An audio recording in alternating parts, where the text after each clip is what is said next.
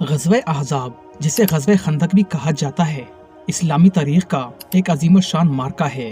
یہ جنگ 5 ہجری میں مدینہ کے قریب پیش آئی، جب قریش مکہ نے مسلمانوں کو نیست و نابود کرنے کے لیے ایک بہت بڑی اتحادی فوج تشکیل دی۔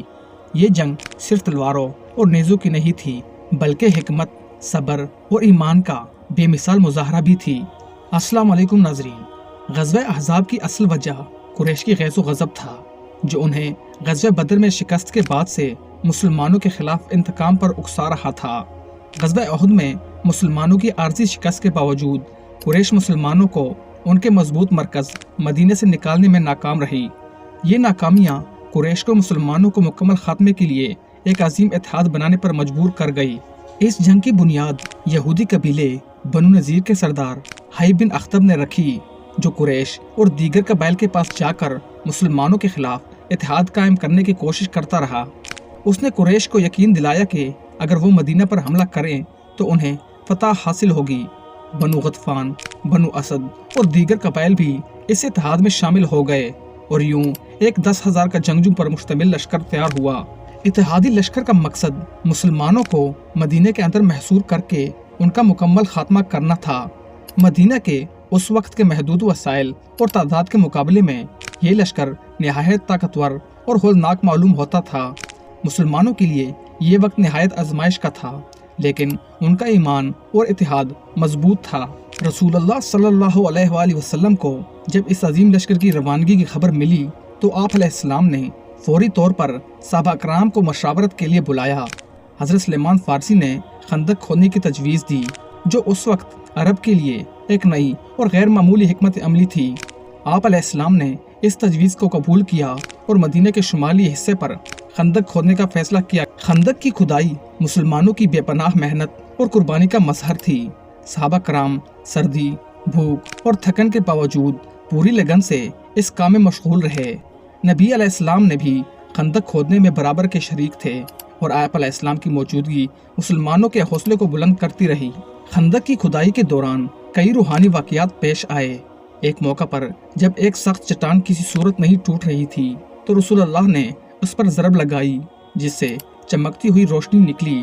آپ علیہ السلام نے فرمایا کہ یہ روشنی فارس، شام اور یمن کی فتح کی بشارت ہے، جس نے صحابہ کے دلوں کو امید اور جوش سے بھر دیا۔ جب اتحادی لشکر مدینہ کے قریب پہنچا تو خندق دیکھ کر ان کے قدم رک گئے۔ یہ رکاوٹ ان کے جنگی منصوبے کے خلاف ایک بڑی چال تھی۔ قریش اور ان کے اتحادیوں نے خندق عبور کرنے کی بہت کوشش کی، لیکن ہر بار ناکام رہے۔ مسلمان خندق کے دفاع میں دن رات پہرا دیتے رہے۔ اتحادی فوج کے ایک بہترین جنگجو عمرو بن عبدود خندق کے ایک کمزور مقام سے عبور کرنے میں کامیاب ہوا۔ یہ جنگجو اپنی بہادری اور جنگی مہارت کے لیے مشہور تھا۔ اس نے خندق کے پار آ کر مسلمانوں کو لڑائی کے لیے للکارا۔ حضرت علی رضی اللہ عنہ اس چیلنج کو قبول کرتے ہوئے میدان میں اترے اور نہایت شجاعت سے عمرو بن عبدود کو قتل کر دیا۔ حضرت علی کی اس بہادری نے دشمن کے حوصلے توڑ دیے۔ عمرو کی شکست نے دشمن کی صفوں میں خوف پیدا کر دیا، اور انہیں سمجھ آ گئی کہ مسلمان نہ صرف ذہین حکمت عملی کے حامل ہیں، بلکہ جسمانی طاقت میں بھی کسی سے کم نہیں۔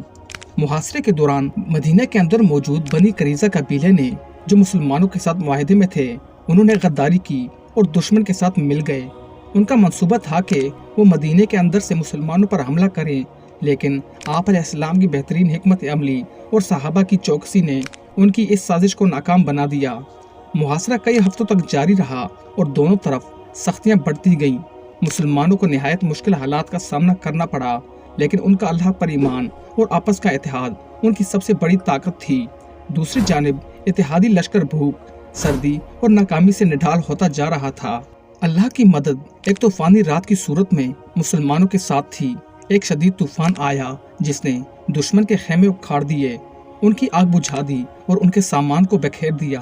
اس قدرتی آفت نے دشمن کے حوصلے مزید کمزور کر دیے اور ان کے لشکر میں بے چینی پھیل گئی۔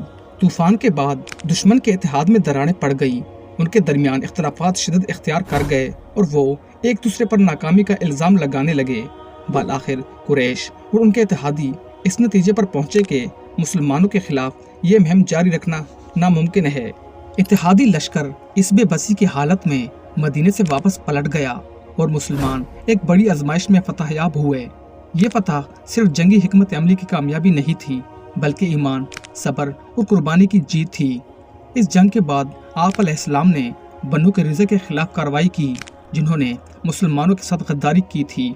हजरत साद बिन मुआज ने इनके बारे में फैसला सुनाया, जिसके तहत उनकी जंगी ताकत को मुकम्मल ख़त्म कर दिया गया। ये इकदाम मदीने की हिफाजत के लिए ज़रूरी था। ग़ज़वा अहज़ाब के बाद मुसलमानों का मदीना में वक़ार और दिफाई क़ुव्वत मज़ीद मजबूत हो गई। कुरैश और उनके इत्तेहादियों के लिए ये बात वाज़ेह हो गई कि मुसलमानों को उनके मरकज़ से हटाना अब नामुमकिन है। ये जंग मुसलमानों के लिए एक अजीम फतह साबित हुई। ये मार्का मुसलमानों के सब्र और हिकमत की एक बेहतरीन मिसाल है। खंदक खोदने से लेकर दुश्मन के चालों को नाकाम बनाने तक हर मरहले पर मुसलमानों ने अपनी ज़हानत, इस्तिकामत और अल्लाह पर भरोसे का मुजाहिरा किया। ये जंग कुफार के लिए एक ज़बरदस्त शिकस्त और मुसलमानों के लिए एक बड़ी कामयाबी थी। कुरान मजीद में सूरह अल-अहज़ाब के ज़रिए इस जंग का जिक्र किया गया, जहां अल्लाह ने मुसलमानों की साबित कदमी को सराहा और उनकी कुर्बानियों का एतराफ़ किया। ये सूरत आज भी मुसलमानों को इत्तेहाद, सब्र और अल्लाह की नुसरत पर यकीन का सबक देती है। ग़ज़वा अहज़ाब ने इस्लामी तारीख़ में मुसलमानों की ताकत और हिकमत की एक रोशन मिसाइल कायम की। ये मार्का हमेशा के लिए याद दिलाएगा कि जब अल्लाह की मदद और हिकमत साथ हो तो किसी भी बड़ी ताकत को शिकस्त दी जा सकती है। ये जंग ईमान, इत्तेहाद और कुर्बानी का एक नाकाबिल फरामोश सबक है।